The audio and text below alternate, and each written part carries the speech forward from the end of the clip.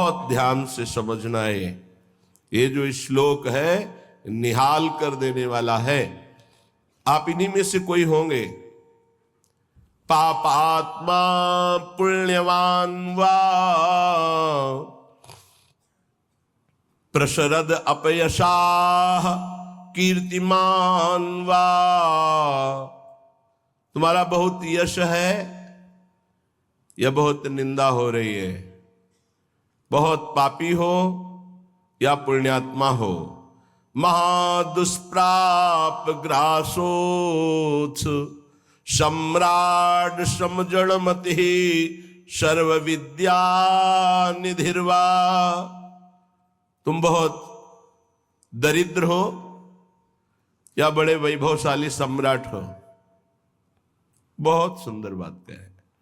तुम जड़मती मूर्ख हो या बहुत विद्या विशारद विद्वान हो। तुम कोई भी हो, चिंता छोड़ो। यह को पिस्या सखे, हे मित्र तुम कोई भी हो। नो गणे कथम पीक्षस्व वृंदावनम तच्छिंद छिंद स्व। तुम पापी हो, पुण्यात्मा हो, तुम दरिद्र हो या बड़े सम्राट हो, कीर्तिमान हो या तुम्हारी निंदा हो रही है, तुम जड़मती हो या बहुत विद्वान शास्त्र विशारद हो। अब चिंता मत करो। तुम्हें यदि वृंदावन धाम आने को मिल गया है और तुम्हें शास्त्र के अनुसार चलने वाले रसिक सदगुरुदेव की शरणागति मिल गई है, तो छिंद छिंद स्वापाषाण। अब तुम्हारे जितने बंधन है सब छिन्न भिन्न हो जाएंगे, नष्ट हो जाएंगे। यहां साधन शब्द का प्रयोग नहीं किया। क्यों? क्योंकि साधन असाधनों को मिटाने के लिए जन्म जन्म रगड़ करनी पड़ती है। भगवान आद्य गुरु शंकराचार्य जी ने कहा है कि 1000 जन्म साधना के बाद मुमुक्षता प्रकट होती है। शास्त्र जन्म जब साधना हो तब मैं मुक्त होना चाहता हूं, ऐसी इच्छा प्रकट होती है।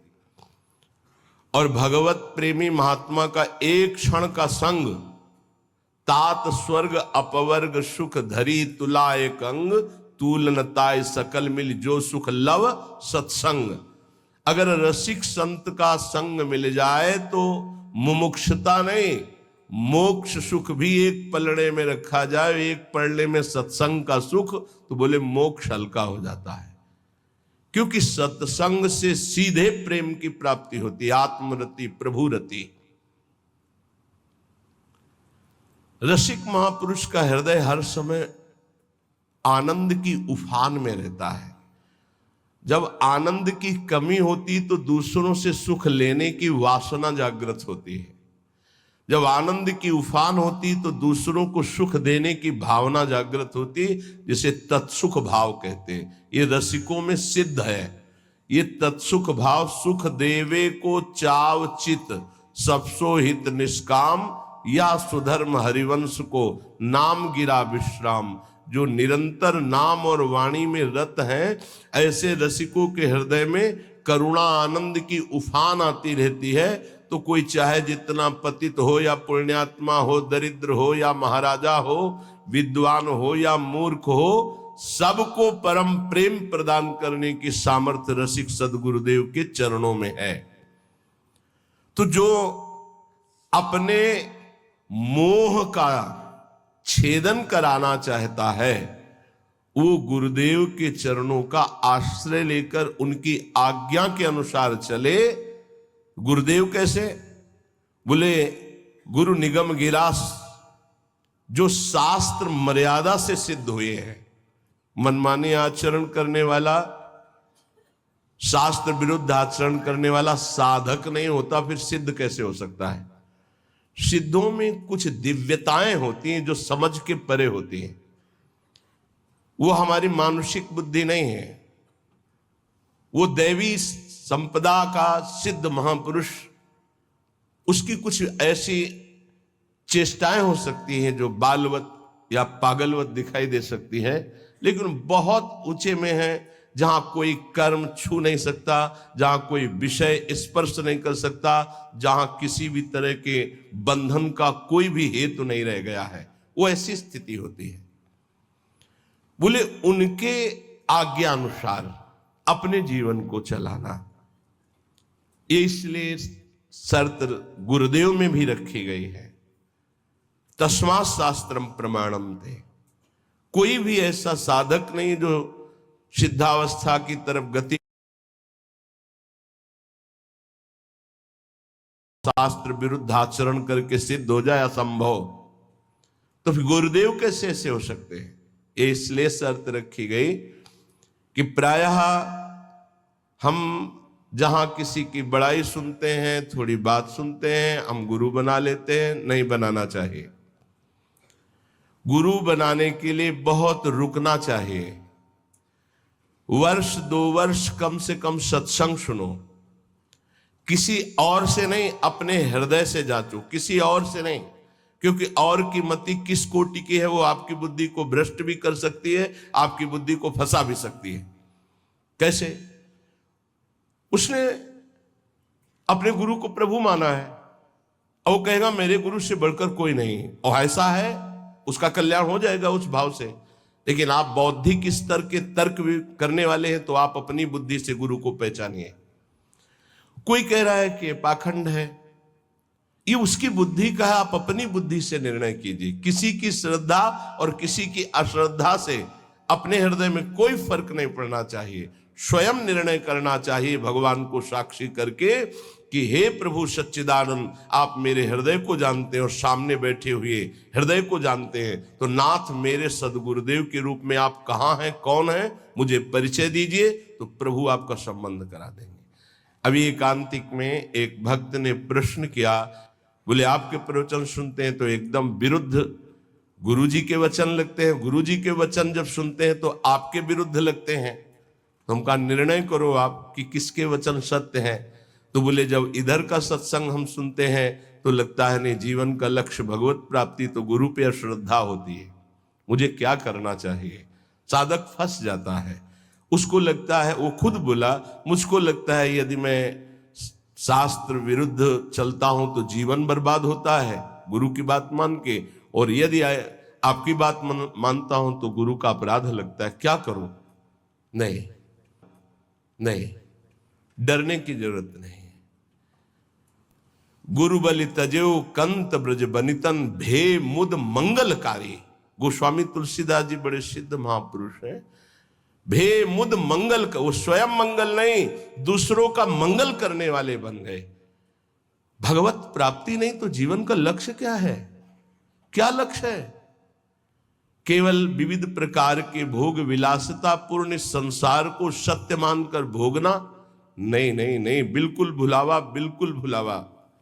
हमें भूल भुलैया में नहीं फंसना। कभी कभी माया के पार्षद भगवान के पार्षद का रूप रख करके आते हैं, हमें ठग करके भूल भुलैया में लगा देते हैं। नहीं, सदगुरु भगवान श्री कृष्णचंद्र जो हैं, हम उनसे प्रार्थना करें कि यदि प्रगट में गुरुदेव की जरूरत है तो आप मुझे बताओ कहां प्रकाशित हो, या तो उनसे मुझे मिला दो या उनको मेरे पास भेज दो।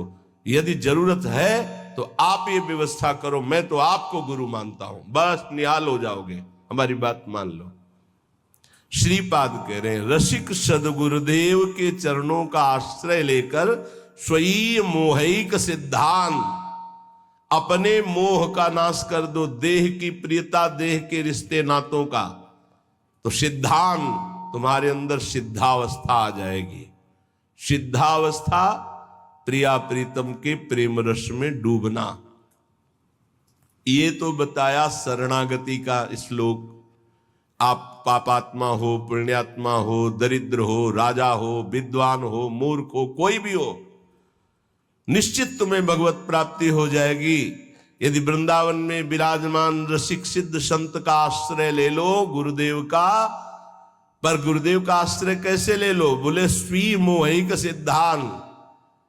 मोह आश्रय में बाधा पहुंचा देता है। शरीर का मोह, परिवार का मोह, नाना प्रकार के भोगों का मोह, मोह गए बिनु राम प्रद होई न दृढ़ अनुराग।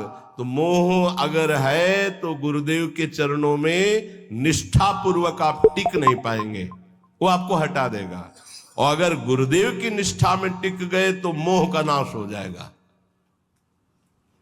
मोह मूल बहुशूल पद त्यागो तम अभिमान। जब तक मोह है तो संसार चक्र बना हुआ है, मोह का नाश हुआ, संसार चक्र नष्ट हुआ। अब वृंदावन की रहनी बता रहे, पहले श्लोक में शरणागति बताई, अब कह रहे कंथा कौपीन वासस तरुतल पतितै क्लिप्त वृत्ति फलाद्यै कुर्वन्न व्यर्थ वार्ताम कथमपि न वृथा चेष्टया कालयापि त्यक्त्वा सर्वाभिमानं प्रतिगृहमटनं तुच्छ भैक्षाय कुर्वन् बृन्दारण्ये निवत्स्याम्य समनुसरन् राधिकैकात्मलोकान्। कौपीनवंता खलु भाग्यवंता। बड़ा भाग्यशाली होता है जो लंगोटी वाला होता है, कोई खिलवाड़ नहीं।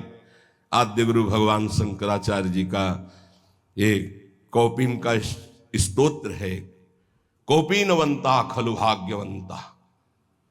नरसिंह मेहता का काछ वाछ मन निश्चल लाखे धनी धन जननी तेरी रे।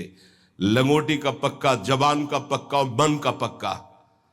तो बोले भड़ नरसैया दर्शन पावा, हमारे बड़े भाग्य जो मैं ऐसे संत के दर्शन पाऊं।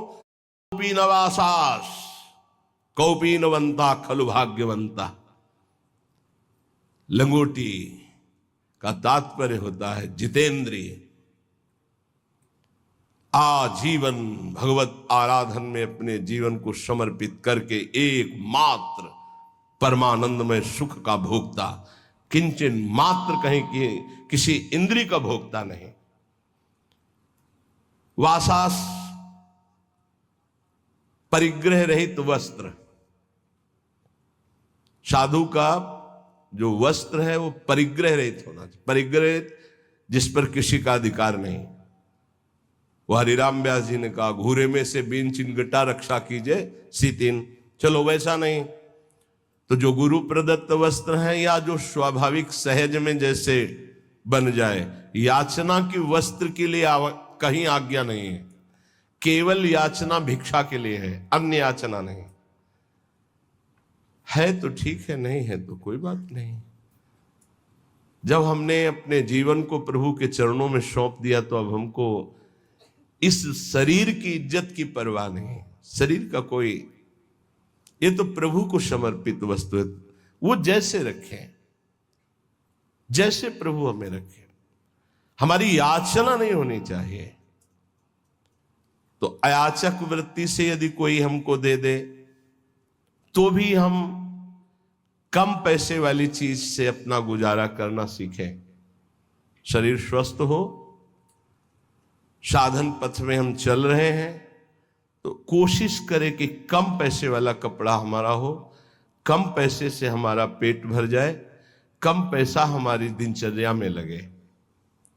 ये जीवन भर इसका निर्वाह गुरुदेव की कृपा से हुआ है। अब तो जैसे प्रभु रखें, प्रभु जैसे। शरीर स्वस्थ है तो टोटी से उतना ही पानी निकालना है प्रकृति का जितना आपको आवश्यक है। लाइट उतनी, ये नहीं कि आपके कमरे की है, नहीं, विश्वात्मा भगवान आपको सुविधा दे उतना ही पंखा चलाओ जितनी जरूरत। जितना लाइट की, अगर बिना लाइट के आपका काम चल रहा है, पढ़ना नहीं, दरवाजा बंद, लाइट बंद, शांत अंधेरे में बैठकर चिदानंद स्वरूप प्रिया प्रीतम के ध्यान में मगन हो। साधु की एक अपनी रहनी होती है। हे बाहर घूम रहे हैं, पंखा चल रहा है, कूलर चल रहा है, वो सब तुम्हारे भजन कट रहे हैं। तुम क्या समझते हो फ्री चल रहा है? प्रकृति कोई तो पैसा देगा ना, तो प्रकृति से उतना ही प्रतिग्रह लिया जाए जितने की अत्यंत आवश्यकता हो, चाहे गृहस्थ हो चाहे विरक्त। वो तुम्हारी संपत्ति नहीं, विश्वात्मा भगवान की है, तुम्हें सेवा के लिए दी है। अगर तुम बिजली उतनी खर्चा करोगे तो वो दूसरे की सेवा में आगे आ जाएगी, प्रकृति बहुत बड़ी है, परमात्मा की ये संसार की जो सृष्टि है सबकी सेवा में पहुंचने के लिए वस्तुएं, हम उतना ही प्रयोग करें जितनी हमें आवश्यकता है, ये हमें उन्नति अध्यात्म की प्रदान करेगी। तो वास, वस्तु, वस्त्र उतना ही प्रतिग्रह शून्य होकर प्रयोग करे जितनी अत्यंत आवश्यकता है। और विरक्त के लिए घर परिवार से मनी ऑर्डर आकर के खर्चा होना, इससे अच्छा है घर लौट जाए और वहां जाके मेहनत करे और फिर अपना जीवन यापन करे।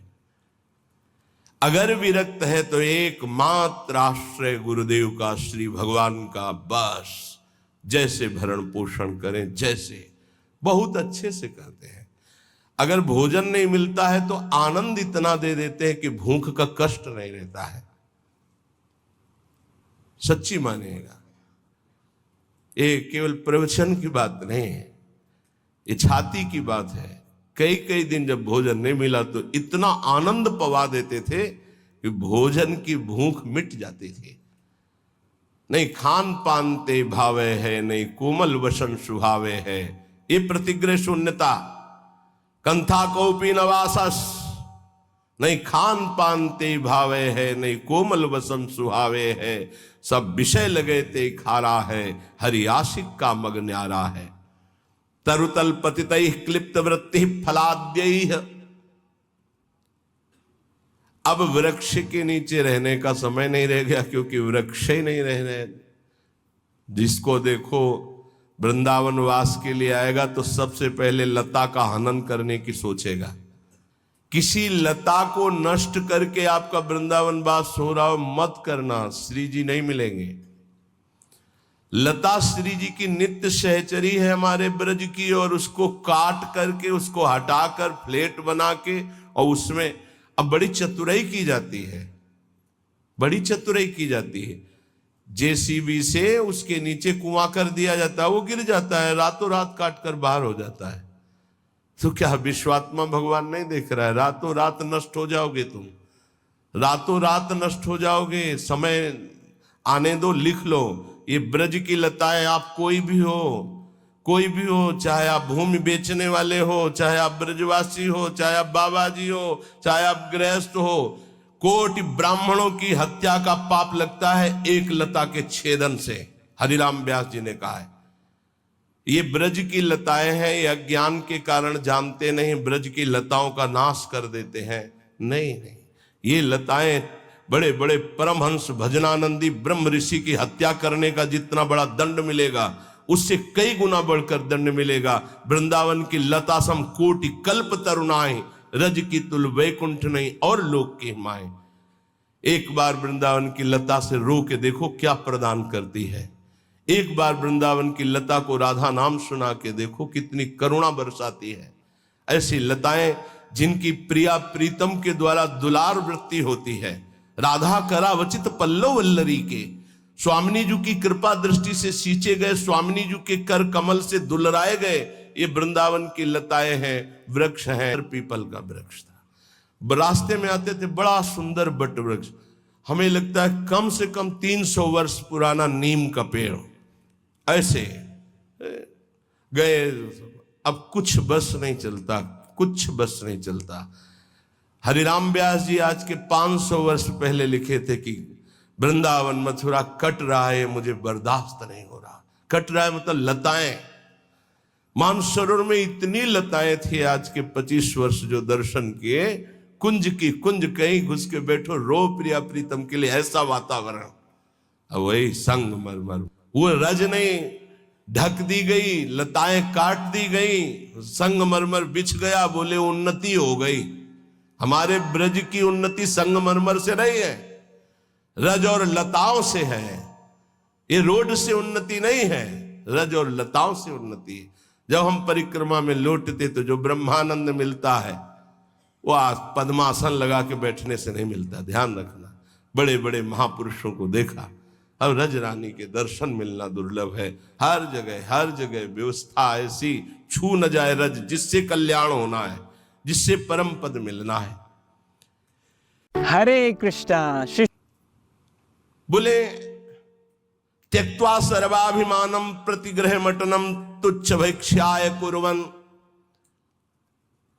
अगर प्रिया प्रीतम के प्रेम रस को प्राप्त होना है तो तुम्हारे प्रसाद में श्री जी का भोग प्रसाद तो हो ही, ब्रजवासियों का टुकड़ा जरूर हो। ये हम सिद्ध महापुरुषों की बात कहते हैं, गुरुदेव के श्रीमुख की बात कहते हैं, अपने हृदय की बात कहते हैं। गुरुदेव ने कहा नीलांबर पीतांबर उसी के नेत्रों में झलकता है जिसके प्रसाद में ब्रजवासियों का टूक होता है। बड़े बड़े महापुरुषों ने ब्रजवासियों के टूक की महिमा गाई है और ऐसे आदेश दिए हैं कि यदि वो बच्चे को शौचा कर बिना धोए उसी हाथ से रोटी दे रही तो दोष दर्शन मत करना, उस रोटी को ले लो और धो करके पालो, तुम्हें प्रिया प्रीतम की प्रेम प्राप्ति होगी। बहुत सिद्ध जन है ये जो ब्रजवासी जन है, सच्ची मानिए। ये इनको गृहस्थ मत जानिए, इनको साधारण मत जानिए, असाधारण है। इन्होंने बहुत भजन किया तब जाके ब्रज में सीधे माँ के गर्भ से इस रज में प्रकट हुई है। और उनके घरों के जो टूक है उनमें बड़ी सामर्थ्य है प्रेम प्रदान करने की। लेकिन वो आदेश दे के मंगाने वाले से नहीं, उनके दरवाजे पे जाकर के उनके टुकड़े मांग कर खाने के। त्यक्त्वा सर्वाभिमानम प्रतिगृह मटनम तुच्छ भैक्ष्याय कुर्वन्। हमें जो अपमान ब्रजवासियों के दरवाजे में मिलता है वो जानते हो क्या करता है? हमारे प्रारब्ध का नाश करके, हमारे अहंकार का नाश करके प्रिया प्रीतम की प्राप्ति कराता है। पक्का डरो मत, जब ब्रजवासी गाली दे अपमान दे तो छाती फुला लो कि आज हमारे बहुत बड़े प्रारब्ध का नाश होगा और प्रिया प्रीतम के मिलने का संयोग बन रहा है। बात हमारी मान लीजिए, पक्की बात आपसे कह रहे हैं। त्यक्त्वा सर्वाभिमानम प्रतिगृह मटनम तुच्छ भैक्ष्याय कुर्वन्। कुछ लोग ये शब्द सुनकर, जैसे हितधाम में भी वृंदावन महिमामृत की चर्चा, तो ब्रजवासी के पास है अपने कि देखो हमारे पास सब कुछ है, आदेश हुआ है कि भिक्षा ले, तो पहले ये दिखा के सम्मान प्रीता चाहना, ऐसा नहीं। त्यक्त्वा सर्वाभिमानम प्रतिग्रह मटनम तुच्छ भैक्ष्याय कुर्वन्। अपने को तुच्छ समझकर, सब अभिमान त्याग कर ब्रजवासियों के प्रत्येक दरवाजे पर जाकर राधे श्याम। प्रत्येक दरवाजे का मतलब आज इन 5 घरों में तो कल उन 5 घरों में नहीं, दूसरे 5 घरों में परिचय न बनने पावे। तुच्छ भैक्ष्याय कुर्वन्। कुर्वन् न व्यर्थ वार्ताम, कभी बेकार 1 मिनट भी न जाने पावे। कथमपि न वृथा चेष्टया कालयापि, कोई भी 1 मिनट व्यर्थ के कार्यों में न जाने पावे। भिक्षान्न पाना, लंगोटी वाला बनना अर्थात जितेंद्रीय भाव रखना, वास और वस्त्र की याचना न करना, प्रभु जैसे जहां रखें वैसी व्यवस्था में रहना, उदर पोषण में भिक्षान्न जरूर होना चाहिए ब्रजवासियों का। और वो टूक अभिमान रहित होकर जो मांगा गया है, तो वृंदारण्ये निवत्स्याम मनुशरन राधिकैकात्मलोकान। वो वृंदावन में प्रिय प्रेमियों का अनुसरण करते हुए श्री किशोरी जी को अपने हृदय में देखता है। पहले साक्षात्कार यहां होता है किशोरी जी का। श्री राधिका स्फुरत में हृदय केल सिंधु, श्री राधिका स्फुरत में हृदय केल सिंधु। नारायण या गौर श्याम को हृदय निकुंज बसे, पहले इस निकुंज में दर्शन, फिर जब आंख तब दिखाई देता है बाहर। पहले अंदर के नेत्र, हृदय के नेत्रों में पहले प्रियालाल का साक्षात्कार होता है, तो वही हृदय के नेत्र बाह्य नेत्रों में प्रकाशित होते हैं, तो जिधर देखता है जुगल जोरी का साक्षात्कार होता है। आपका नाम मिल गया, आपका परिचय मिला, आपका धाम मिला, आपकी शरणागति मिली, हमारी तो बन गई, बन जाएगी नहीं, संशय मत रखना, हमारी बन गई। नहीं, हमसे गलती होती है तो नेकहु नरिश कहूं भूलिहु न होत सखी।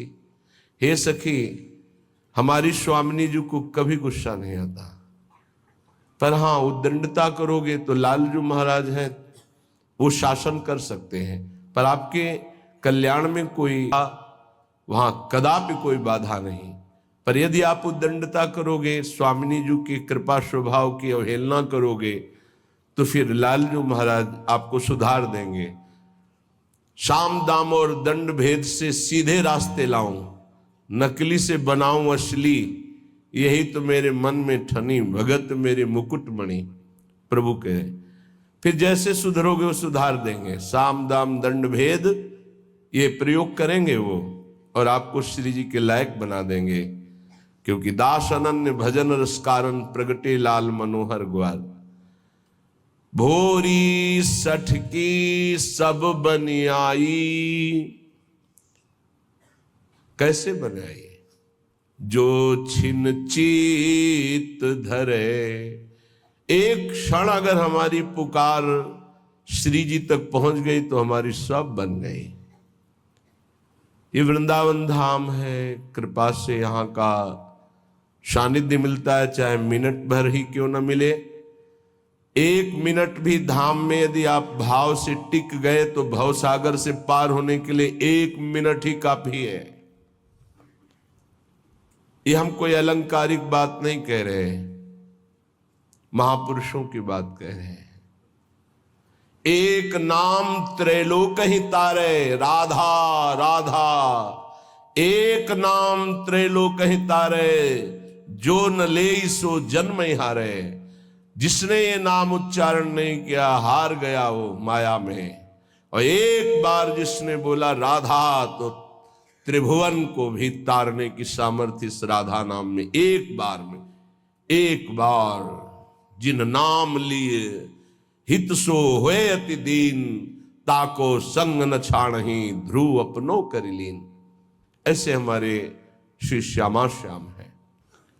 अब हमें ये चिंता नहीं करनी कि हम क्या हैं। बहुत हो गया अपना चिंतन करते हुए, मैं नीच हूं, पामर हूं, पतित हूं, पुण्यात्मा हूं, महात्मा हूं। छोड़ो सब बात। हमारे इष्ट देव कैसे हैं हमें ये देखना है। श्रीपाद कह रहे हैं, पापात्मा पुण्यवान वा, प्रशरद अपयशाः कीर्तिमान वा महा, दुष्प्राप ग्रासोत सम्राट समजड़मति सर्व विद्या निधिर्वा। यह कोपि स्याह सखे नो गणे, कथमपीक्षस्व वृंदावन तच्छिंद छिंद स्वपाशान। गुरु निगम गिरा स्वीय मोहैक सिद्धांत। हे भाई बड़े ध्यान से सुनो, तुम घोर पापी हो या पुण्यात्मा हो, पहली बात तुम्हें आज से चिंता छोड़ देनी। ये हम नहीं, श्रीपाद प्रबोधानंद जी महाराज कह रहे हैं। जो परम गूढ़ तत्व ब्रह्म तत्व का बोध प्राप्त किए हैं और उससे भी आगे गूढ़ तत्व प्रेम उसको प्राप्त किए हुए, बड़े अद्भुत महापुरुष जो ज्ञान की चरम सीमा और प्रेम की चरम सीमा दोनों को छू रहे हैं। वो कह रहे हैं पुण्यात्मा या पापात्मा दो ही होते हैं। तुम कोई भी हो, चिंता छोड़ो। पापात्मा पुण्यवान वा, ध्यान दोगे तो निश्चिंत निर्भय निशोक हो जाओगे। ये साधना और श्रवण दोनों में अंतर है। श्रवण से जो श्री कृष्ण प्रेम प्राप्त होता है वो साधना से नहीं होता। साधना मथुरा के ब्राह्मण कर रहे हैं और श्रवण मथुरा के ब्राह्मणों की पत्नियां कर रही है। भगवत साक्षात्कार उनकी पत्नियों को होता है, अपराध बनता है उनसे। अवहेलना कर देते हैं श्री भगवान के सखाओं की, भगवान की आज्ञा की।